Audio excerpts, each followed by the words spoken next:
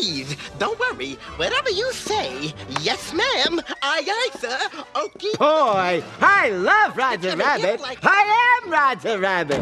Well, I'm not really Roger Rabbit. I'm here, baby. He's Roger Rabbit. I'm Charles Fleischer. But I did create the voice of Roger Rabbit, and I did it every day live on the set when they were filming the movie. You don't believe me, do you? No thanks, Eddie. I may be a toon, but I'm gonna show you I can go out like a man. I am here to give you a personally guided tour into the world of the film. I'm gonna show you who made Roger Rabbit. I just got a really good idea. I know someone whose advice would be very helpful at this point. Hey, Roger, come here, quick! What? Out of the TV? That's right, out of the TV, come on! Roger, I need your advice. What do you think we should cover to tell these people about how we made the movie? I think you should show them everything. There's the animation or the sound effect for the tunes. Like... Ooh, maybe show them who made the movie. I really hope my idea helped you. Roger, I think that you and I are on the same page. Or should I say, the same frame. Hey, Raj, you want to join us? Mm-hmm. All right, I'm gonna zap you back. You ready? 1, 2, 3. Oh, that means you too.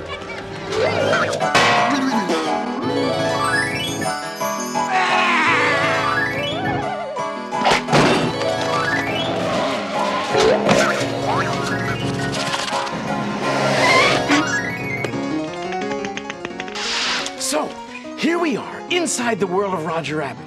It looks like the normal, run-of-the-mill cartoon, right? Wrong.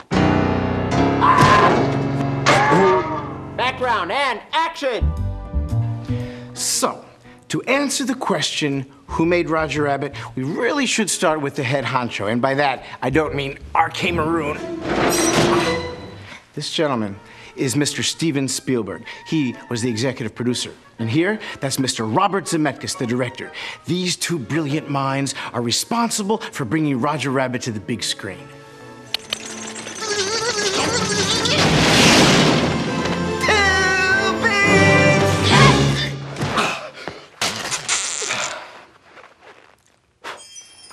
Allow me to introduce you to award-winning animator, Mr. Richard Williams. He was brought in to direct the animation on Roger Rabbit. His initial sketches established what Roger would look like, and it assisted the filmmakers in figuring out all the aspects of toon acting. Wouldn't you know? Locked.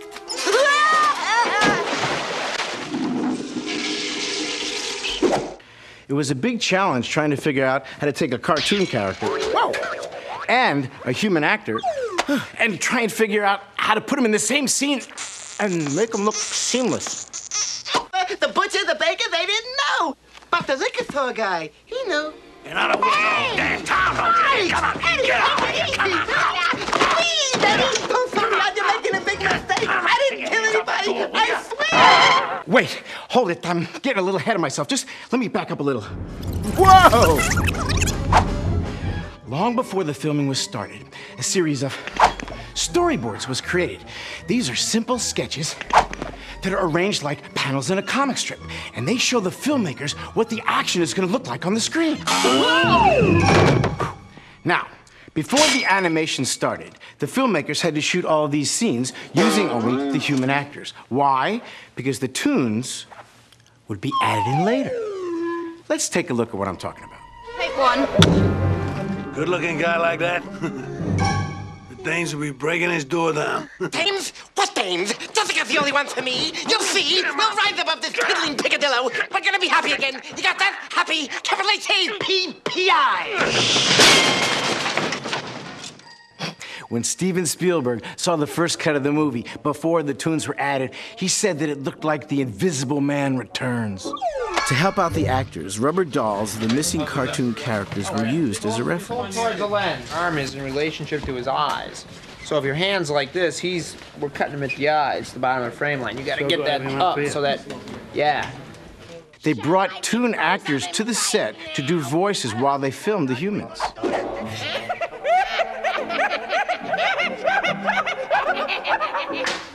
hell was wrong with that take? Say something. Look, stars. By the way, the suit was my idea. I wore it every day during filming. There were a lot of props that they didn't want the Toons to handle because, you know, you never really know what's gonna happen when Toons handle props. So what did they do? They had a special effects team come in and figure out how to move things around in the real world before the Toons were ever able to get a hold of them. How did they do it?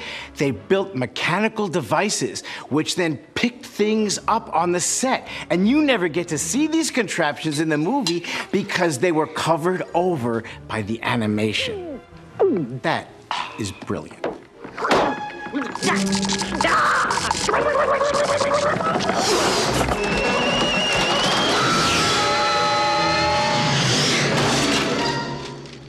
Thanks. I needed that. Additionally, a group of puppeteers lent a hand in moving certain props around on wires, making it appear as if missing Toon characters were right there on the set. We got a reliable tip-off. The rabbit was here. You keep talking like that, and I'm gonna have to wash your mouth out. Through the magic of the special effects team and the artistry of the puppeteers, the invisible Toons came to life. So, this robotic arm later became a plate-smashing Roger Rabbit. And this tray would soon be carried by a penguin waiter. And these weapons would soon be wielded by weasels. Valiant's got him stashed somewhere.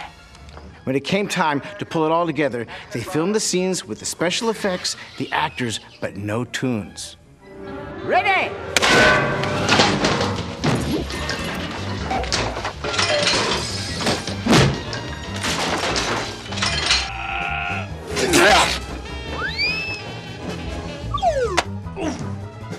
Action!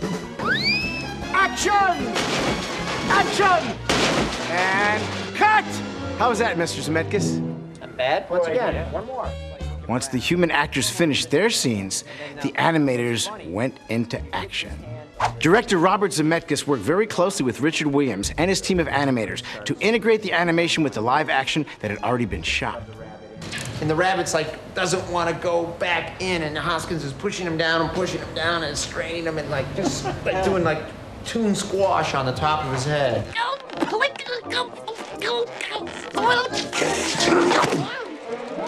But tell me, Eddie, is that a rabbit in your pocket, or are you just happy to see me?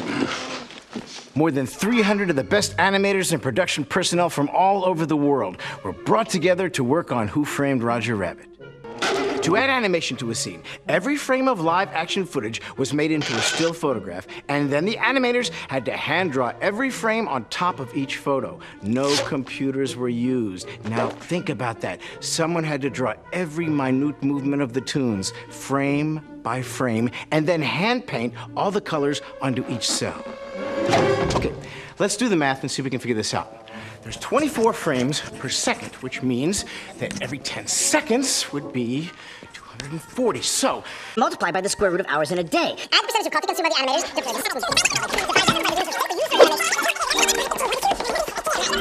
The total number of cells hand-drawn for Roger Rabbit is 82,000. That's a lot. Next, every animation cell was photographed to film. And when that film is run through a projector, the animation starts to come to life. This is where most animation films have traditionally stopped. But here is where these filmmakers took it one step further. They decided to make their Toons look more lifelike than ever before. The animation and live-action footage was sent to the George Lucas Visual Effects Company, Industrial Light and Magic, the same guys who made Star Wars. It was there the animation received the final touches. Shading, shadows, and highlights were added layer by layer, and then composited together to give the characters a lifelike, three-dimensional look. I'm not bad. I'm just drawn that way. And with every piece of the puzzle in place, ta-da! 2.5 years later, you've got yourself a movie called Who Framed Roger Rabbit.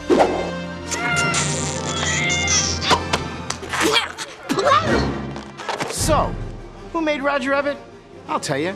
Bob, Stephen, Kathy, Frank, Joanna, Bill, Dean, Jeffrey, Frank,